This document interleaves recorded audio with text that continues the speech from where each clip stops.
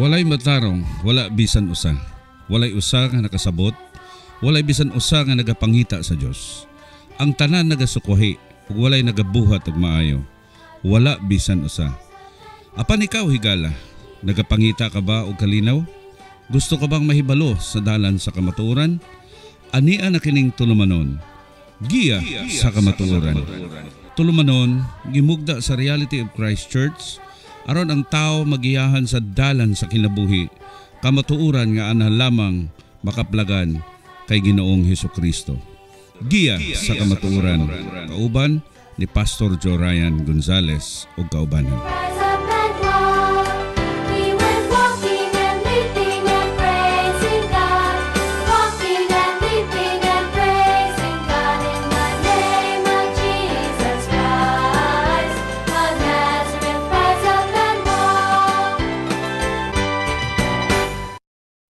Maayong hapon mga higala na mo kaigsunan sa suking tigpaminahon ining istasyon 104.1 Rock Radio. Kining inyong alaga Brother Jorayan Gonzales, kauban ako karon diri. Ako inahan si Sister Yolanda, mas Pastora Yolanda Gonzales, kauban nako po diri sa istasyon si Brother Boy Dua og si Brother Jerome Rugas. Makiguban kaninyo sa pipila ka minuto sa pagtuki sa mga pulong sa atong buhi nga Dios isip giya mahitungod sa kamatuoran nga ana sa Biblia. So dili na ta magdugay igsuono, mosulod ta karon sa topiko nga atong paghisgutan. Basic kini nga paghisgutan og relevant karon sa atong panahon tungod kay ang basic hinuon nga mga butang, basic nga mga tulumanon, basic nga pagsabot mahitungod niini nga butang moy atong nakalimtan. Atong paghisgutan karon nga kahaponon unsa ka importante kining pamilya nga gitawag ug unsay pagsabot nato sa pulong nga pamilya. Unom ka letra, pero kung di nato mainterpretar, mahimong makapaguba sa atong kaugmaon, makapaguba sa atong relasyon, ingon man makapautot sa atong pagkatao. Atong teksto karon mabasa sa 1 Timothy 5 verse 8, kini nagaingon, apan kung may tao nga wala nagatagana alang sa mga iya, ug labi gayud sa mga sakop sa iyang panimalay, gilimod niya ang iyang pagtuo ug siya labi pang daotan kaysa dili matinuohon.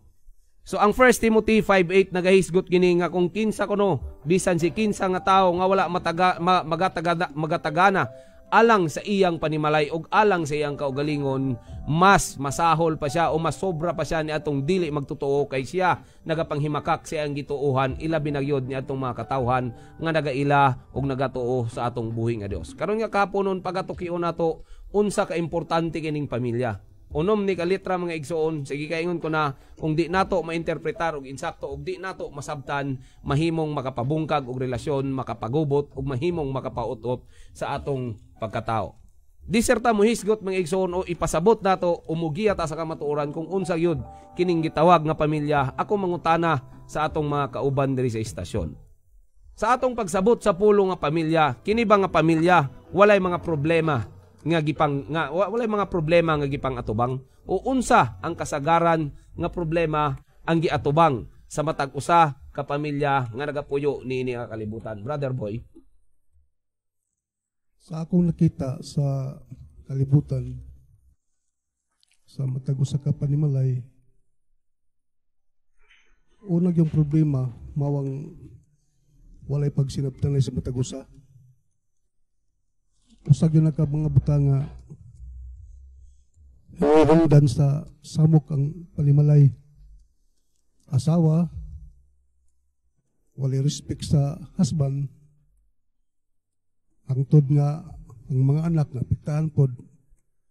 Doon na po yung mga bana nga sobra po ang ilang bisyo sa gawas. Balimtan na po nila ang ilang obligasyon nga to siyang panimalay. Kanya kining garbo usahay mo'y makadaot sa matag usa ka pamilya. Kaya kung ipasulabi na itong mga garbo, di tawa tayo sa admission matag usa, mo ginahinungdan nga kita na ko nga gubot yun ang pamilya. Usa ka problema nga manungha diha sa problema sa pamilya sigon pa ni Brother Boy nga kining gitawag og misunderstanding o walay pagsinabtanay. So tinuod yun di ay ang giingon sa 1 Timothy 5:8 nga katong tao nga wala nagtagana sa iyang pagsabot, wala nagtagana sa iyang kaugalingon diha sa iyang panimalay, nagapanghimakak sa iyang pagtuo diha sa atong buhi nga Dios, ug mas masahol pa siya ni atong dili magtotoo. So usa ka mga problema nga manungha diha sa usa ka pamilya is kining gitawag nga misunderstanding. Ikaduha nga problema nga atong makita diha sa panimalay, kining gitawag og financial problem, problema sa pinansyal. Common ug basic kini nga panghitabo sa ato karon, ilabi na karon sa pandemic. Financial problem due to unemployment, sa kawalan og trabaho, nawad ang tagtrabaho tungod diini nga pandemya, ug dunay mga problema pinansyal nga nangabot ka nato apan unsaon nato ini pag-atubang, unsaon nato nga ma-cope up o ma-address kini nga problema, kinahanglan sa atong huna-huna o kasing-kasing doon na tay tataw nga pag-ila nga kining tanan adunay pagbulutan sa atong buhi nga Dios, ug ang Dios nga atong gituohan, ang Dios nga atong giila, kini nga Dios nagahatag kanato og broad mind, nagahatag kanato og huna-huna og panabot, nagahatag kanato og kapiskay sa panglawas aron atong magamit sa pagkinabuhi niini nga kalibutan. So kung ang problema sa pamilya karon is unemployment and financial problem, time na siguro nga buhaton nato ang mga praktikal nga mga butang nga gimbuhaton diha sa atong panimalay. Kung ikaw nawad ang kag trabaho, mangita tag trabaho aron makakaon kita. Kung nanginahanglan ta og pagkaon, kinahanglan na siguro mulihok ta sa mga praktikal nga mga butang mao kining pagpananom. Mulihok ta sa mga butang nga atong nakalimtan kaniadtong naa pa sa kaharuhay ang atong makinabuhi. Siguro si Sister Yoli do na siya ma-share ka nato kung unsa pa kani mga problema nga gipang atubang sa usa ka pamilya nga gitawag. Sister Yoli, kung unsa nga atong pamilya mausab atong nasod, kay diha gyud nagasugod sa panimalay ang nasod. So kinahanglan nga ang pamilya adunay panagsinabtanay, o kinahanglan diha sa panimalay magsugod ang edukasyon, pagtudlo sa atong mga anak kung unsay angay nga buhaton, kung unsa nga makinaihan ang angay nga buhaton sa katawo, kini magasugod gyud diha sa atong panimalay, ug dili kini magsugod sa eskwelahan. Number 1 gyud nga maghatag og pagtulunan og pagiya sa mga anak o sa mga bata diha gyud na magagikan sa atong panimalay. Kay sama sa akong gingon ganiha, kung unsa ang atong panimalay mausab ang mahitabo sa atong nasod. Kung buluyagon ang atong mga anak, ang mga membro usab sa atong nasod, mga badlungon sab og mga buluyagon. Mura ni akong ikadugang og istorya. So in short, Pastora Yuli, kining gitawag nga problema nga imong gihisgutan is dunay usahay problema sa parenting sa usa ka bata. Problema sa pagpadako sa usa ka bata. Kay kining bata manggod sige kaingon ni Pastora Yuli kung unsa kining bata sa iyang pagdako, ing ana ang iyang na pick up sa dihang bata pa siya. Ang usa ka bata sama na sa usa ka blanko nga papel. Nakakita mo bond paper, ihulagway na lang sa inyong una-una karon. Kanang blanko nga papel, hinlo og wala ka nay sulat, ing ana ang huna-huna sa bata. Bisag unsay isulat nimo diha, bisag unsay imong i-drawing diha, mumarka og mumarka na bisan pag imo ka ng papaon. Mao nang be careful kung unsay atong gipakita diha sa atong panimalay, kay sige kay ingon na ni Pastor Ayoli, kung unsay ilang nakita diha, mao kanay ilang pagadadon ngadto sa ilang pagdako. Mao nang sa parenting, sa basic nga problema sa atong panimalay, kinahanglan mo invest gyud kitag time sa atong pamilya. Sa mga ginikanan, sa bag-o pa lang nagtukod sa ilang panimalay, importante nga doon na tay oras ihatag sa atong pamilya. Kay sa iyon ana nga pamaagi, mahisgutan nato ang ilang mga problema, mahibal-an nato kung unsa ang ilang mga gikinahanglan, ilabi na gyud sa part sa parents. Sa part pod sa mga anak, kinahanglan mo share ta og oras ngadto sa atong panimalay. Panahon sa pagkaon, magkigdungan ta kay sing ana nga pamaagi pag abot sa panahon nga magbulag-bulag na mo kay doon na mo ilain pod nga pamilya mo to ko na mugbag-o nga panimalay, imong mahinumduman kung unsa kini ka importante nga mga butanga. So ang mga problema nga manungha diha sa usa ka pamilya is una, misunderstanding, basic yun kini. Ikaduha, kining financial problem og unemployment. Ikatulo, kining gitawag og selfishness, kining kadalo sa matag usa. Unsaon nato kini mga igsuon pag-address, magbigayan og magsinabtanay ta. Kay pamilya raman ta, ana agyo dapat ang pagsinabtanay. Kay kung ang imong pamilya ana ang pagsinabtanay, ana ang kalinaw ug bupuyo ang kaharuhay, mupuyo ang kahapsay ug ang tanang mga butang igadugang diha sa inyong panimalay. So ikaduha nga pangutana kinahanglan natong ma-address karon o matubag diserta mugiya kung unsa gyud kining pamilya nga gitawag ug unsaon nato nga kini nga pamilya magamit diha sa buluhaton sa Ginoo, ingon man diha sa katilingban nga atong gipuyan is kini nga pangutana. Unsa ka importante ang pamilya sa usa ka bata maingon man sa atong nasod.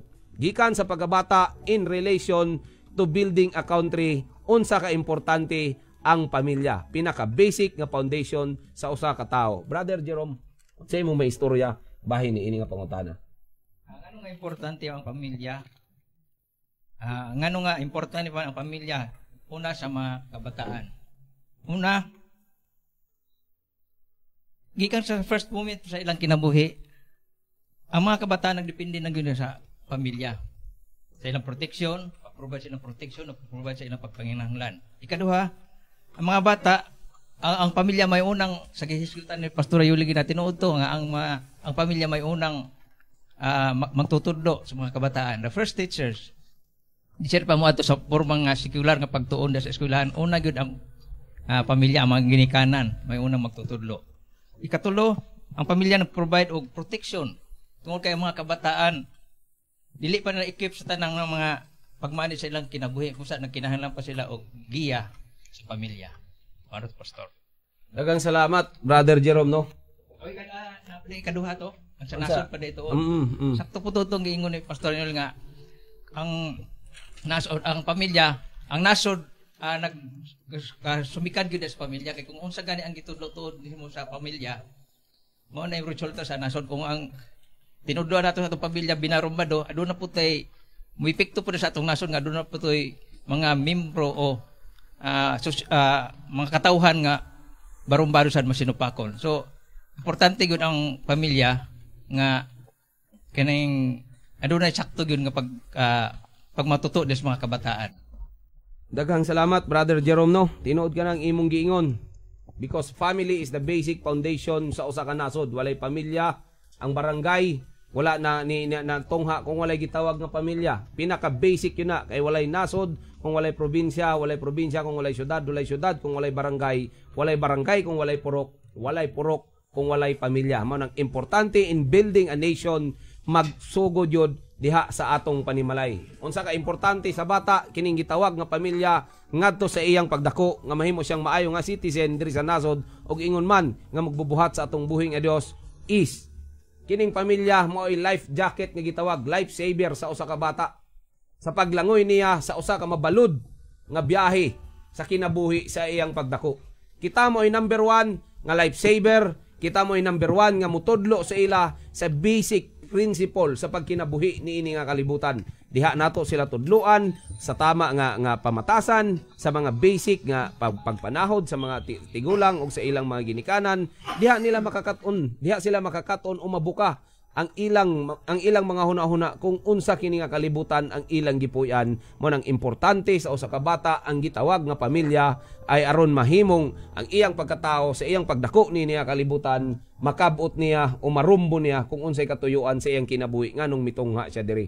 Mo nang sa usa ka bata sa pagbuild sa usa ka nasod, importante nga ang iyang pamilya nga gipuy-an dili toxic o adunay kalinaw nga iyang makita o iyang ma-feel ang gugma, ang paghinigugma ay sa usag-usa. Kay kung unsa kuno ang imong gipakita o kung unsay nakita sa usa ka bata diya sa usa ka pamilya, mao gyud ay iyang pagadalhon hangtod sa iyang pagkatigulang ug hangtod sa mahimo na siya nga ginikanan pohon sa diyang mahimo na siya o magbinyo na siya o doon na siya mga anak.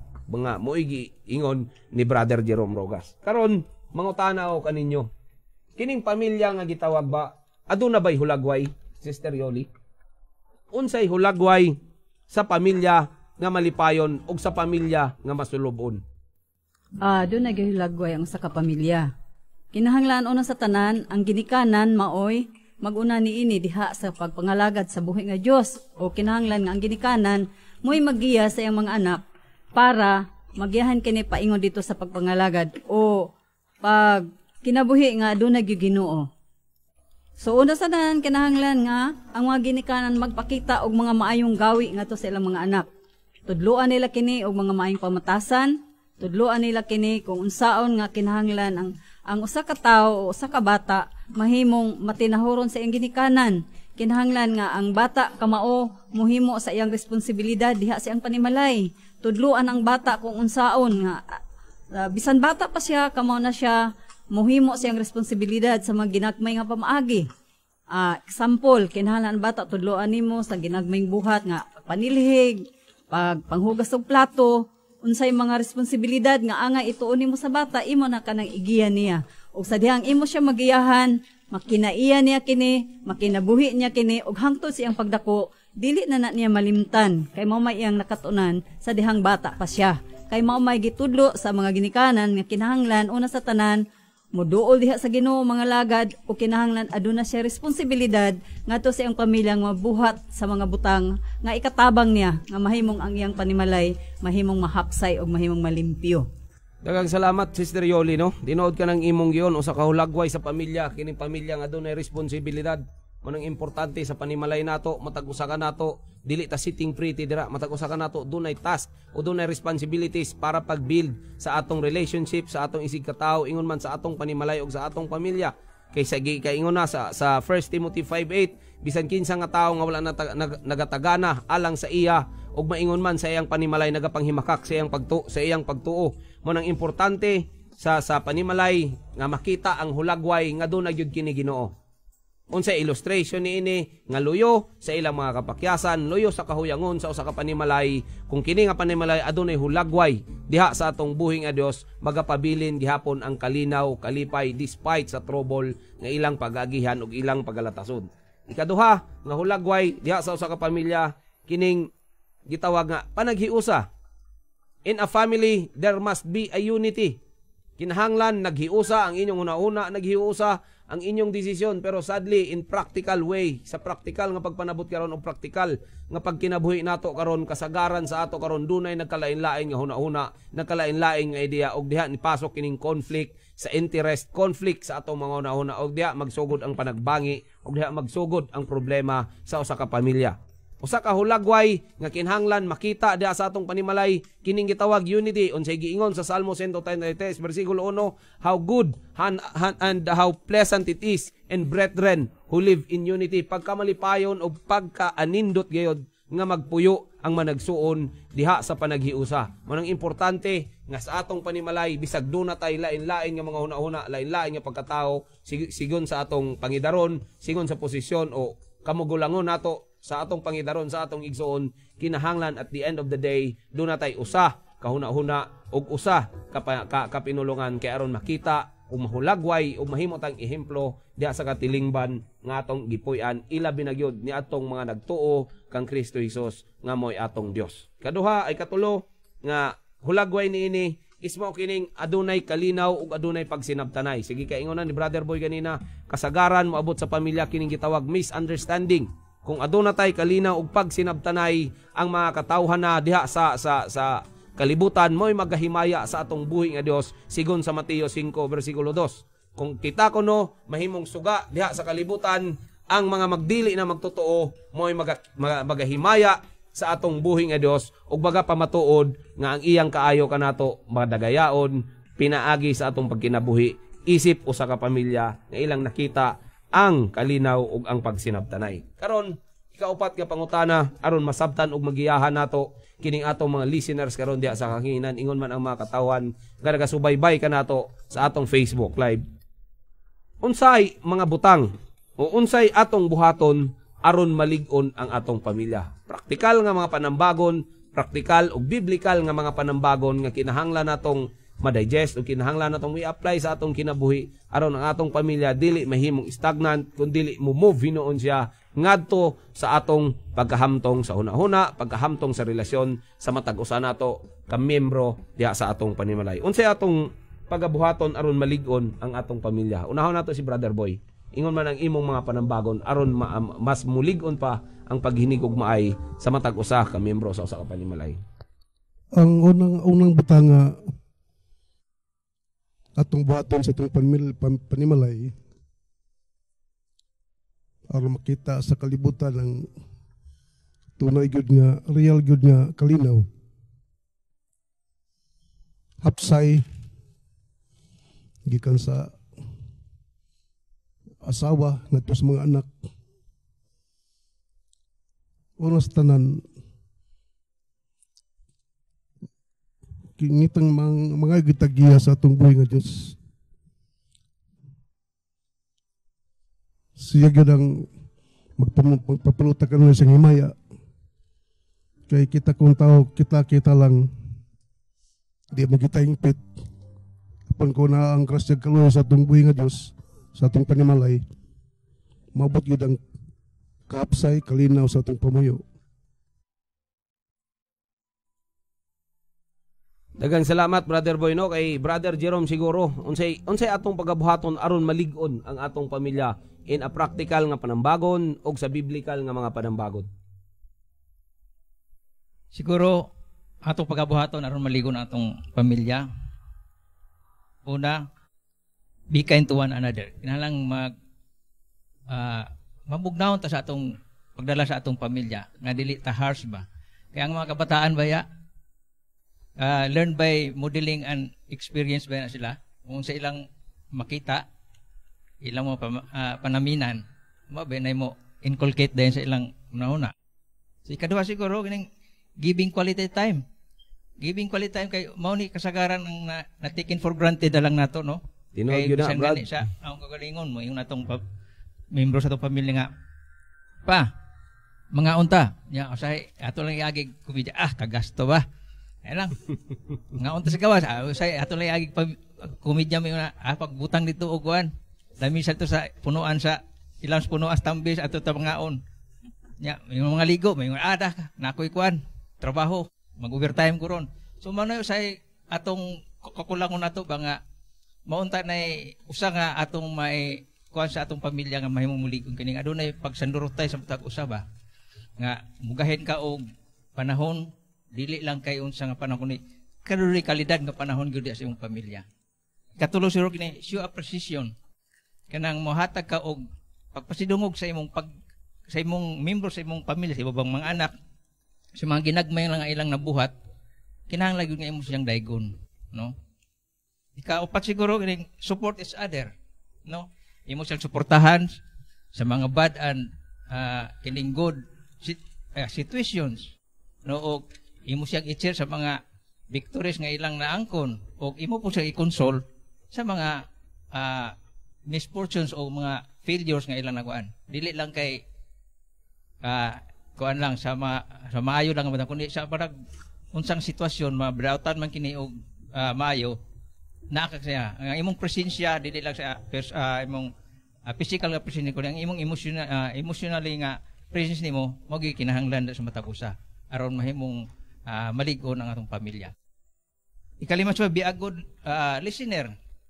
Dili lang nga pasagdali yung pamilya, kung dili naa ka nga maminaw sa ilang mga problema nga nasayod ka nga ang imong mga anak dunay isulti sa imo nya di lang nimo hatagan o pagtagad. Kinahanglan mahimo sa kang good listener, dili lang kay imo ratanan kundi mamati po ka sa ila pong side unsa po'y gusto nila nga ipaabot sa matag usa sa pamilya. Siguro ang last siguro na first and foremost siguro kining pamilya nga God-centered. Labaw sa tanan, no?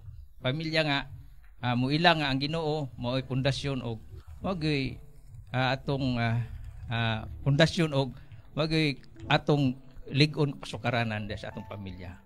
Siguro mao ni ang para sa ako mao ni ang kining makapahimong makusganon sa atong pamilya.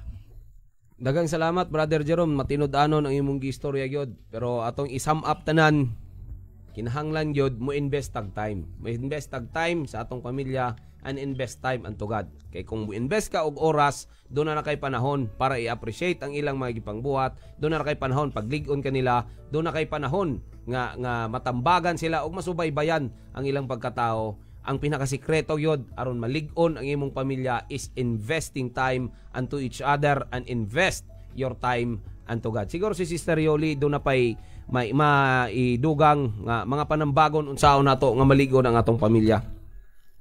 Para mamalig-on ang atong mga pamilya, kita nga mga ginikanan kinahanglan mohatag kita og quality nga panahon para sa atong mga anak. Ginikanan kinahanglan nga aduna kay isakto nga panahon nga ihatag sa imong anak ug sama sad nga ang anak aduna say kalidad nga panahon nga ihatag sa ginikanan ug una sa tanan ang ginikanan kamo maminaw kung unsay mga gikinahanglan sa iyang mga anak, unsay mga problema sa iyang mga anak ug dapat sa panimalay gyud o diha sa pamilya adunay gyud panag-istoryahay, adunay panagsabot, gikinahanglan gyud na. Kay kung wala ka na, mahimo gyud nga dili magkasinabtanay ang tibok nga panimalay. Una nga kung naay mga problema, hisgutan nga ana ang kalinaw, ana ang pagkabugnaw sa ulo. Kay dili man gyud kalikayan nga diha so sa kapanimalay na usay ang panagbingkil, na ang panag-away, na ang panaglalis. So ang ginikanan kinahanglan nga kamao siya nga makigistorya sa iyang mga anak ug ang mga anak usab kinahanglan nga kamao maminaw sa ilang mga ginikanan. Og diha sa panimalay kinahanglan ana usab ang kanang panaghugoy-hugoy ba kanang gitawag nga banding-banding. Tama tong gingon ni Brother Jerome ganiha nga mohatag ta og panahon nga makig-uban, makiglingaw-lingaw uban sa atong panimalay. Dili kay ang atong nahuna puro na lang trabaho, puro na lang kalisod, puro na lang pangita kung unsay atong kaunon diha sa atong panimalay, kundi muhatag sabtag panahon nga ang matag usa magkahugoy-hugoy or magkabanding-banding. Kay diha nga pamaagi ang atong panimalay mahimong mamalig-on kini. O kinahanglan usab diha sa atong panimalay dapat ana ang kalinaw og panagsinabtanay. O kanang tanan ato lamang makabot kung si Ginoong Hesukristo ang naa sa atong center. Kung si Ginoong Hesukristo ang naa nagpuyo uban kanato diha sa atong panimalay. So mao lamang kana ang akong maisulti panambagon nato sa atong mga tigpaminaw ning takna sa kahapon. Dagang salamat Pastor Ayoli no, mga bulawanon nga panambagon usa nato ka inahan o akong inahan nga daghan ko'y nakatunan sa akong pagdako. Niya kalibutan kung unsa mao karon usa siya nga nagbuild sa akong pagkatao. Tinud-anon gyud ang giingon sa 1 Timothy 5:8 nga kung dili ta magatagana alang sa iya ingon man sa iyang panimalay dili ta mas gilimod nato ang atong pagtuo. Kinahanglan gyud mugahinta og oras alang sa atong panimalay, mugahintag oras alang sa atong pamilya, pero kining tanan mahimong kawang kung dili nato, sige kaingon ni Pastor Ayoli, di nato ibutang sa sentro ang atong magbubuhat o ang atong Ginoo. Kaya sige ingon sa Psalms 127 verse 1, gawas nga si Jehova ang magatukod sa balay, kawang lamang ang kahago ni atong mga nagatukod diini. Gawas nga si Jehova ang magabantay sa syudad, kawang lamang ang pagtukaw sa tao nga nagabantay niini. Bot ipasabot bisag unsa natog paningkamot kung dili nato iuban ang atong Ginoo, kini magipangisgutan nato nga kalig-on unsaon pagpalig-on ang atong panimalay, unsaon pagbuild ang usa ka bata nga mahimong maayo nga citizen diya sa pagbuild sa atong nasod, unsaon nga mawala kining mga misunderstanding da sa atong panimalay, o unsaon nato paghinigugmaay ang usag-usa luyo sa mga problema kung di nato isintro ang atong buhing a Dios diha sa atong panimalay, kawang lamang ang atong panaghago niini. Kay except the Lord build the house, thy labor is in vain. Ang ato kuno mga kahago, kawang kung dili nato ibutang ang atong buhing a Dios. Unsaon nato pagbutang sa sentro ang atong buhing a Dios, mugahintag oras kaniya nga kita magatawag kaniya. Dili lamang magatawag ta sa atong buhing a Dios sa panahon nga alanganin na ang sitwasyon sa atong mga kinabuhi. Kay ang pag-ila nato usay sa atong buhing a Dios, duulanan lamang sa atong mga panginahanglanon, duulanan lamang kung unsa man ang kinahanglan nato nga makabot sa atong kinabuhi. Pero kini nga Dios kung atong duulon og ilhon nga hari sa atong kinabuhi, tanang mga butang nga gitinguha sa atong kasing-kasing according sa iyang kabubuton ug sa iyang purpose, iya kining igadugang kanato. So karon nga kahaponon hinaot pa unta aduna namin na i-share sa inyo nga mga panambagon o paggiya mahitungod sa kamaturan pinaagi sa Biblia sa pagsabot kung unsa gyud kining tinuod nga pamilya. Ang tinuod nga pamilya adunay paghinigugmaay, adunay pagsinabtanay sa usag-usa og higit sa lahat o after all niini nga mga butang among gipangisgutan karon, ibutang gyud nato ang atong buhing a Dios kay moy sentro niining taran. Kay aron ang makahago nga atong gibuhat aron mapundar ang usa ka panimalay, dili mahulog sa kawang ug dili mapaingon dito sa kaut-utan. Karon nga kaponon di serta mo man sa atong programa mo ampo ta. Labing gamhanan na mga Dios, amana among ana sa langit, papasalamaton kami Ginoo sa mga pulong among naisgutan karon. Kami tigpamaba lamang Ginoo, imong mga pulong miabot diha sa imong katawhan. Buligi kini Ginoo sa imong balaanon nga espiritu og silyuhi kini Ginoo sa mga kasing-kasing sa mga kadungog, sila mapanalanginan Ginoo. Ug ilang mai-apply Ginoo ang ilang mga nakatunan karon nga kahapon. Gidayeg ka namo gipasalamatan sa tibok namong kinabuhi. Kini tanang gitugyan sa ngalan ni Jesus. Amen. Wala na tayo igong oras ug panahon pa may igsono hantod sunod higayon kini ang inyong alagad Brother Jorain Gonzales. Kauban nako si Pastor Ayoli Gonzales, Brother Boy. Duwa ingon man si Brother Jerome Rogas karon nga kahaponon magaygon kami kanimo kaninyong tanan nga ang Dios magabalos kanato. Bye-bye and God bless.